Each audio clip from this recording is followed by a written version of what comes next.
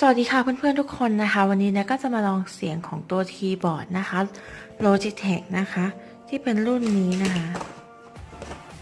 Logitech ตัวนี้นะคะตัวนี้นะคะก็จะเป็นรุ่นที่เป็น Blue Switch นะคะที่จะเป็นตัวสวิตช์ของตัว Cherry FX Blue นะคะเป็น Mechanical นะคะก็เดี๋ยวจะมาลองเสียงกันให้ดูเนาะ